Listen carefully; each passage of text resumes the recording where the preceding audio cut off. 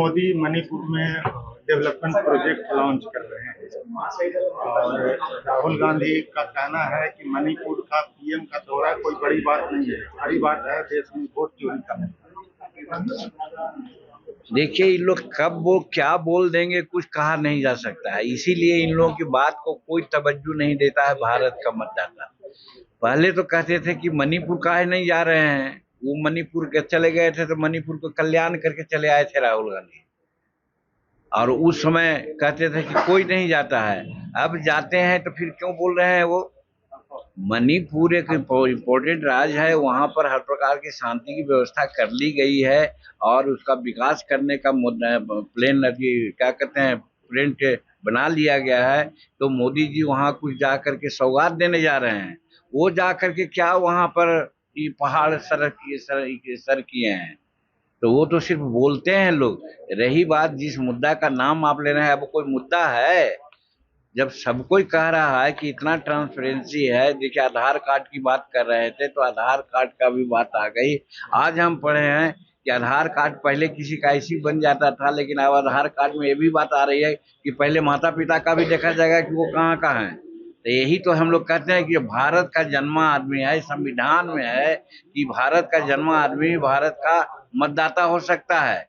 तो संविधान को लेकर चलते हैं, संविधान का नाम लेते हैं, तो क्या इतना पता उनको नहीं है कि संवैधानिक काम इलेक्शन कमीशन कर रहा है? तो जब इलेक्शन कमीशन काम संवैधानिक कर रहा है तो फिर सवाल क्यों उठा रहे हैं? कहने का मतलब उन लोगों का कोई मुद्दा नहीं है, उन लोग ऐसी प्रलाप कर रहे हैं। प्रलाप कौन करता है ये आपको जानना चाहिए।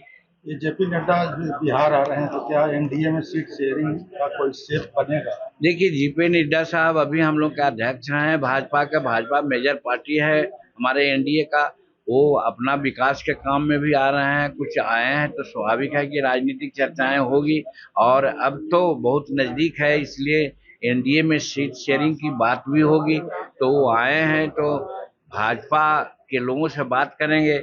अगर एनडीए से बात करने की बात होगी तो हमारे लोगों को भी मौका मिलेगा, तो हम लोग भी जाकर के अपनी बात को कहेंगे। तो इसलिए यहाँ आए हैं तो जरूर एनडीए के लोगों को अगला जो चुनाव बिहार का है उसमें सीट शेयरिंग के बारे में जरूर वार्ता करेंगे, ऐसा हमको पता है। कोई इसमें कहिए कि आधिकारिक जानकारी नहीं है, अपना अंदाज से हम कर रहे हैं। घटक दलों के बीच टिकट की संख्या को लेकर कोई भी हिच नहीं है, कोई हिच नहीं है।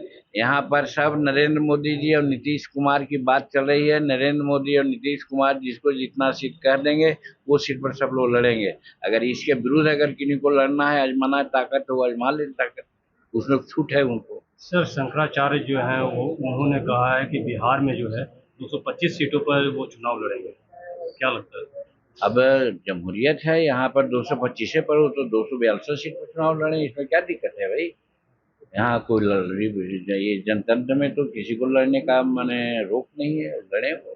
उन्होंने ये भी आरोप लगाया कि मोदी जो बोलते हैं वो करते नहीं है, जो कहते हैं वो होता नहीं है। वो गंदा आदमी है। तो शंकराचार्य का ये टाइटल है, हट जाना चाहिए।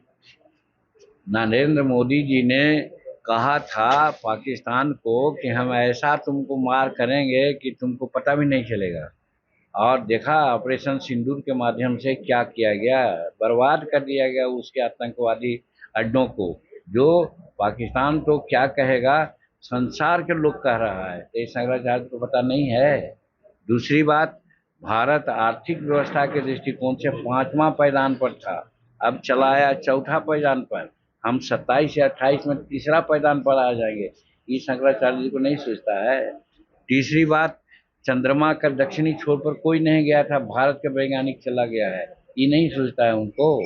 तो हर दृष्टिकोण से हम नरेंद्र मोदी जी के कर कमलों से भारत आगे सशक्त है, बढ़ रहा है। और आज संसार में अगुआ राष्ट्र के रूप में, अगुआ नेता के रूप में नरेंद्र मोदी जी चिन्हित हो रहे हैं। ये शंकराचार्य को शायद पता नहीं है, तो अपना जो समझ है उसमें उनको सुधार कर लेना चाहिए। तेजस्वी यादव वोट यात्रा के बाद अब 16 सितंबर से जो है बिहार बचाओ अधिकार यात्रा निकालने जा रहे हैं।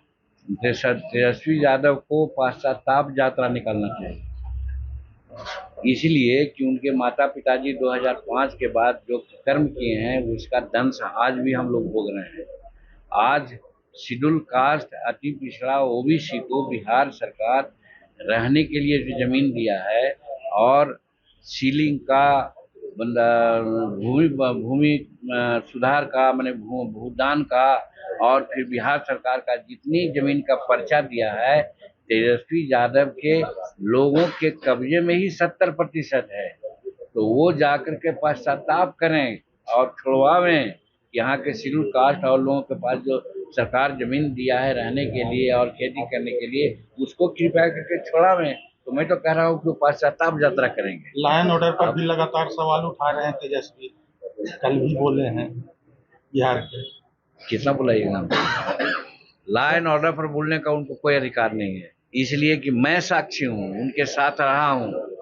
जब चोरी होती थी, किडनैपिंग होती थी, तो उनके पिताश्री एक अन्य मार्ग में लोगों के बीच में समझौता कराते थे और कहते थे हो ये सब भूखल बड़न हो, एखनी के कुछ पैसा दे दा, गाड़ी छूट जाए, आदमी छूट जाए। आज किसी का हिम्मत है एक अन्य मार्ग में जाने का? तो कैसा लॉ एंड ऑर्डर कहते हैं? वही लॉ एंड ऑर्डर चाहते हैं, एक चीज।